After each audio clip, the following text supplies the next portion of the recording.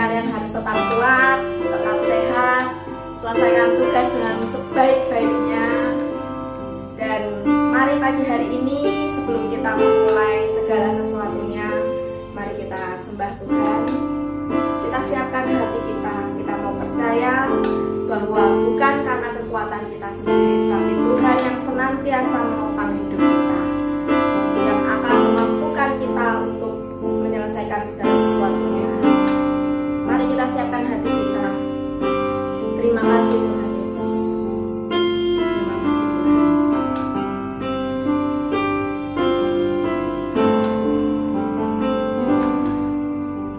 Bukan dengan kekuatanku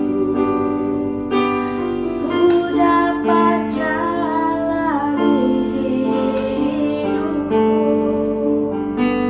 tanpa Tuhan yang di sampingku ku tak mampu sendiri.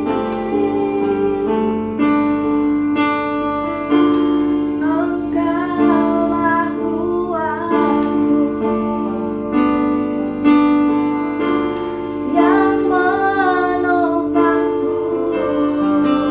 Ku pandang wajah-Mu dan berseru, pertolonganku datang dari-Mu. Peganglah tanganku, jangan lepaskan. Kaulah harapan dalam hidupku.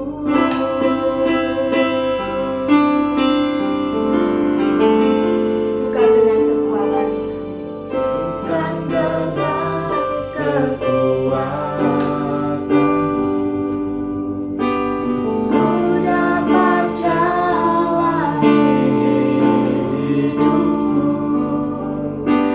tanpa Tuhan yang di sampingku ku tak mampu sendiri. Engkau kekuatan kami Tuhan, Engkaulah kuatku yang menopang kami, yang menopangku. Ku pandang wajah-Mu dan berseru, pertolonganku datang dari-Mu. Peganglah tanganku, jangan lepaskan. Kaulah harapan dalam hidupku. dan wajah-Mu Dan berseru, pertolonganku datang dari-Mu. peganglah tanganku, jangan lepaskan. Kau harapan kami Harapan dalam hidupku. Ku pandang wajah-Mu, pandang wajah-Mu dan berseru, pertolonganku datang dari-Mu. peganglah tanganku, jangan lepaskan. Kaulah harapan dalam hidupku. Kaulah harapan dalam hidupku. Kaulah harapan dalam hidupku. Engkau harapan dalam hidup kami Tuhan, Engkau kekuatan kami Tuhan. Kami percaya bersama-sama dengan Engkau kami dapat menuntaskan segala sesuatu. Terima kasih Tuhan, terima kasih. Engkau sertai kami sepanjang hari ini Tuhan. Engkau yang mampukan kami, Engkau yang tolong kami, supaya kami boleh melakukan bagian kami dengan baik, supaya kami boleh menyelesaikan bagian kami dengan baik. Terima kasih Tuhan Yesus, sebentar kami ingin mendengar sebagian dari firman-Mu. Biar Tuhan Engkau yang lawat kami Tuhan, Engkau yang urapi setiap kami, beri kami roh pengertian Tuhan, sehingga kami boleh mengerti apa yang akan Kau sampaikan pagi hari ini. Terima kasih Tuhan Yesus, biar apa yang kami dengar pagi hari ini boleh menjadi rema dan berbuah lebat dalam hidup kami. Dalam nama Yesus kami berdoa, haleluya, amin.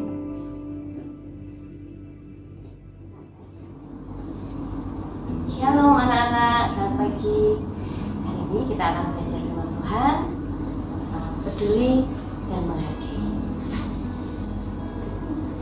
Pagi ini di sini akan cerita tentang cinta.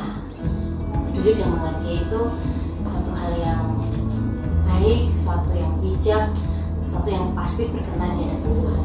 Tapi peduli dan menghargai seperti apa yang Tuhan mau? Di sini akan cerita tentang cinta. Cinta itu tidak hanya sekedar I love you, you love me, you love your father, you love your mother. Tapi di sini mau cinta tentang keadaan, cinta tentang situasi. Terkadang kita mudah sekali peduli dengan orang lain, peduli dengan jabatan, peduli dengan orang tua, peduli dengan yang lebih tua, peduli dengan anak-anak, peduli dengan anak kita, peduli dengan teman, peduli dengan saudara. Tapi seringkali kita lupa dengan situasi. Situasi itu harus juga dipedulikan. Keadaan itu juga harus dipedulikan. Karena apa? Ketika kita peduli dengan keadaan, ketika kita peduli dengan situasi, kita bisa peduli dengan orang lain. Dan itu dimulai dari apa? Dari cinta. Misalnya mau cerita bahwa misalnya sudah punya anak, ketika misalnya pertama kali melihat anak misalnya itu pasti yang pertama adalah terharu karena bisa menghadirkan sebuah kehidupan. Ketika misalnya melahirkan, kemudian misalnya melihat anak misalnya itu, di situ Tuhan berikan kehidupan yang baru, Tuhan berikan keturunan. Di situ ada rasa syukur, rasa bangga, ada rasa bahagia, dan yang pasti ada rasa cinta. Nah, ketika misalnya cinta dengan anak misalnya, karena misalnya sudah diberikan Tuhan keturunan, misalnya merasa sangat cinta dengan anak misalnya. Tapi misalnya ketika melewati masa pertama menjadi seorang ibu, yaitu bangun tengah malam, nangis tengah malam, harus begadang, berlelah, letih, sampai kadang harus menyusui, harus membersihkan rumah juga, harus melayani suami juga, masih juga bekerja sebagai guru. Nah, misalnya bisa cinta dengan anak misalnya, tapi belum tentu cinta dengan situasi. Nah, kadang kita bisa cinta dengan jabatan, kita bisa cinta dengan orang tua, tapi kita kadang tidak mau peduli dengan keadaan. Karena keadaan itu tidak terlihat anak-anak, itu hanya bisa dirasakan. Keadaan yang susah, keadaan yang bahagia. Ketika misalnya merasakan bahagia punya anak, oh ya, bahagia, penuh cinta. Tapi ketika misalnya berhadapan situasi yang capek, apakah masih bisa mengatakan cinta? Iya, masih tetap bisa. Tapi situasi itu kadang kita nggak suka.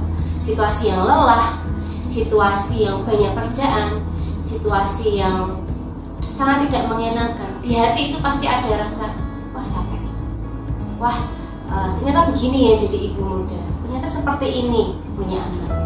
Ketika kita pertama kali melihat cinta itu pertama kali, pasti setelah kita melaluinya, kita belum tentu bisa merasakan. Nah, itulah kepedulian. Pertama kali kita menemukan situasi yang baik, kita bisa peduli. Tapi ketika berjalan, apakah kita bisa peduli itu lebih lama? Peduli itu tidak hanya dengan orang lain, tapi peduli itu juga dengan keadaan dan situasi. Kenapa bisa digambarkan tentang cinta? Karena kalau kita tidak cinta, kita tidak bisa bahagia. Pasti ada faktor yang membuat kita itu cinta itu apa. Nah, ketika kita bisa mencintai sesuatu, kita bisa peduli dan kita bisa menghargai. Dan lebih daripada itu, ketika kita bisa peduli, kita bisa menghargai, dan yang lebih lagi yang bisa dirasakan adalah empati dan menghormati. Itu lebih dari sekedar peduli dan menghargai. Kalau kita bisa peduli, menghargai situasi, kita cinta keadaan. Tidak hanya mencintai, tapi kita bisa peduli. Lebih dari itu, lebih dari peduli dan kita bisa empati dan menghormati. Nah, di sini bisa digambarkan orang yang peduli itu adalah orang yang bijak. Di firman Tuhan berkata, banyak sekali ayat yang mengatakan tentang kebijaksanaan. Menjadilah orang yang bijak, jangan seperti orang yang fasik. Orang yang tidak peduli, orang yang angkuh, orang yang tidak mau tahu, orang yang egois itu bisa dikonotasikan seperti orang fasik. Tapi kalau orang yang mau memahami, orang yang bisa menerima, itu bisa dikatakan sebagai orang yang bijak. Nah, kita baca firman Tuhan di sini. Kita buka dulu di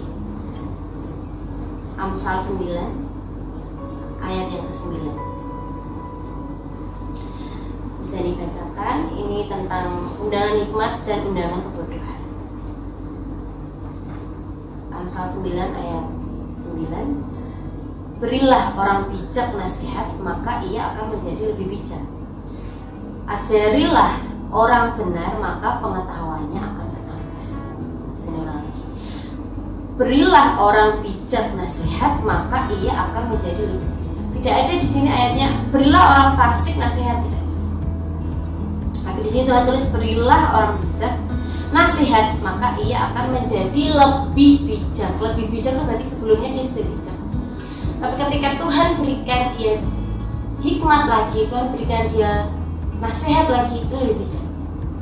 Tapi dewasa. Ketika Tuhan memberikan kamu pekerjaan, saya cinta dengan pekerjaan saya. Tapi ketika pekerjaan itu banyak, tapi ketika pekerjaan itu menyusahkan, apakah kita masih bisa cinta? Apakah kita masih bisa peduli? Apakah kita masih bisa bijak? Nah, firman ini sangat mengoreksi misalnya buat saya dan buat anak-anak, buat orang tua, buat siapapun yang mendengar, bahwa menjadi orang yang bijak itu pasti perlu proses. Tapi tidak ada salahnya kita terus belajar menerima nasihat. Karena di sini berilah orang bijak nasihat, maka ia akan menjadi lebih bijak. Ajarilah orang benar, maka pengetahuannya akan bertambah. Pengetahuannya. Jadi kalau orang yang sudah punya pengetahuan, dia mau punya ilmu, akan bertambah. Berarti lebih lagi, diperlipat lagi. Ketika kita dianggap layak sama Tuhan, pasti kita akan diberi. Diberi apa? Diberi kepercayaan. Baik kepercayaan dalam bentuk pekerjaan, baik kepercayaan dalam bentuk jabatan, pekerjaan itu satu pemberian. Kalau anak-anak, saya bisa diberikan jabatan sebagai ketua kelas. Kalau anak-anak di kelas, saya bisa diberikan jabatan sebagai bendahara kelas. Nah, itu juga suatu pemberian. Jika Tuhan memberikan segala sesuatu yang baik, pasti Tuhan akan berikan nasihat, Tuhan akan buat pengetahuan itu semakin bertambah. Ketika Tuhan mempercayakan misalnya seorang anak, ya, di situ misalnya belajar sebagai orang tua yang bijak. Bagaimana bijak membimbing, bijak mencintai. Keadaan yang kayaknya begadang itu rasanya ya, berat. Tapi ketika kita tahu bahwa kita harus punya cinta mula, Tuhan aja bilang kamu harus punya cinta mula-mula terhadap Tuhan. Buat apa? Supaya ketika kita dalam situasi yang gak enak, situasi yang Tuhan buat proses hidup kita itu benar-benar dibentuk, kita harus punya tetap cinta mula-mula. Nah itulah, supaya kita bisa bijak, supaya kita bisa bertambah hikmatnya, pengetahuannya bertambah lagi. Di sini juga misalnya mau bagikan di Amsal 12 ayat 3. Amsal 12 ayat 3. Orang tidak akan tetap tegak karena kefasikan, tetapi akar orang benar tidak akan goncang. Orang tidak akan tetap tegak karena kefasikan, tetapi akar orang benar tidak akan goncang. Di sini bahwa ditulis bahwa orang tidak akan tetap tegak karena kefasikan. Orang itu tidak mungkin bertahan lama. Orang itu tidak mungkin punya sesuatu yang dibanggakan kalau dia dimulai dari kefasikan. Tapi ketika kita menjadi orang yang bijak, kita menjadi orang yang benar, itu tidak akan mudah digoncangkan. Karena apa? Kita punya fondasi yang kokoh. Ketika kita diperhadapkan situasi yang gak enak, situasi yang sangat menyedihkan, Tuhan minta kita tetap kuat, tetap kokoh. Nah, kenapa misalnya di awal tadi berkata kita bisa peduli dengan orang lain, tapi kadang kita tidak bisa peduli dengan situasi.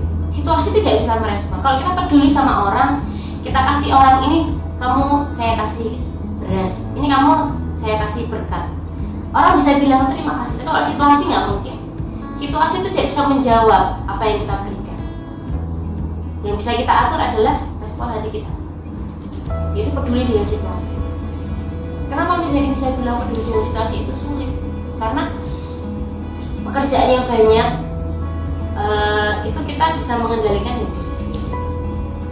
Jadi peduli, ketika kita bisa peduli dengan situasi, oh memang situasinya seperti ini, pekerjaannya harus banyak seperti ini, berarti kita bisa menghargai orang lain. Kita tidak mungkin menghargai situasi, kita tidak mungkin menghargai orang lain kalau kita nggak peduli dulu. Kalau kita peduli, kita pasti bisa menghargai. Nah, yang lebih dari itu yang mesti dimatakan adalah empati dan menghormati.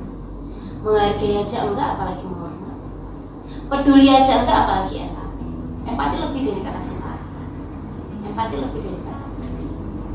Nah, mari anak-anak kita belajar untuk peduli dengan situasi dulu. Ketika orang tuamu mungkin saat ini di saat studi from home, situasi yang sulit saat ini, kita mau peduli dengan orang tua. Oh, situasi orang tua sedang tidak ada.